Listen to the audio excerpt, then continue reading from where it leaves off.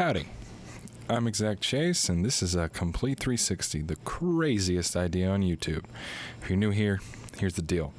I'm going down the list of Xbox 360 titles and getting as many achievements as I can, the plan being that I'll have completed every game on the console.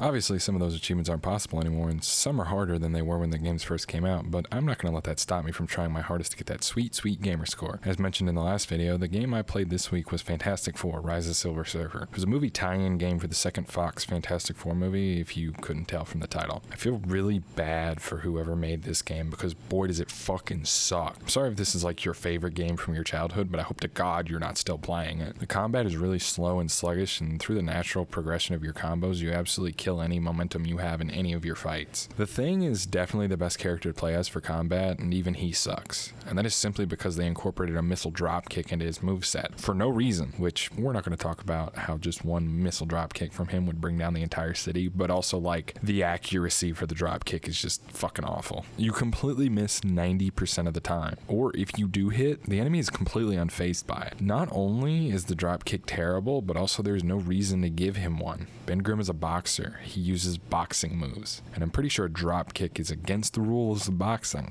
Next is the Invisible Woman, who knows martial arts for some reason. I haven't seen this movie in forever. Was that a thing? She also has this spin attack that doesn't ever really land, and I'll be honest, I can't think of anything more embarrassing than going for a fucking spin attack and absolutely whiffing it. After Sue is her brother, Johnny Storm, aka the Human Torch, who just fucking throws hands with everyone, which, okay, fine, I don't have a problem with that if he were anyone other than the Human Torch, but you have to use your cosmic energy to flame on and use your flame attacks, but that runs out really quickly, even fully upgraded, which is a recurring theme for this game. Even fully upgraded, everyone aside from Ben sucks massive rock dong. Finally, Mr. Fantastic himself, whose fighting style I don't really have a problem with. He flails his arms around like one of those wacky arm inflatable tube men, but he's a nerd who can stretch as he pleases, so I absolutely buy the flailing. What I don't buy is that the man who can increase the density of his limbs to hit like a literal fucking freight train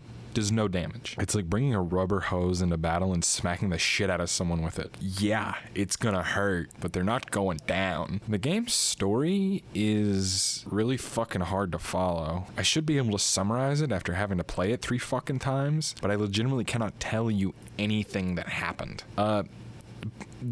There were communist space monkeys. That's true.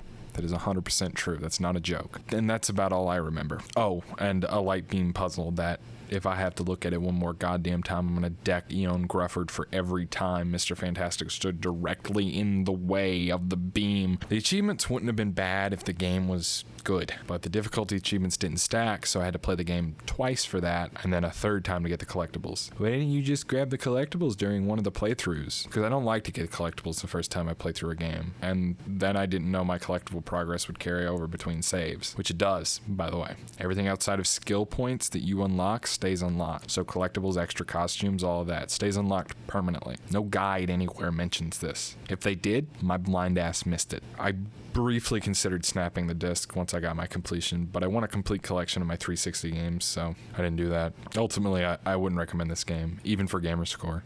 It took me like 20 hours to complete, so it's definitely not even a quick and easy one and done game. It's just simple, so it seems easier, but it's not. The only reason I could in good conscience recommend somebody play this game would be if they were following along with this series at home. Outside of that, don't touch it unless you're really bored and need some gamer score and see it for like $2.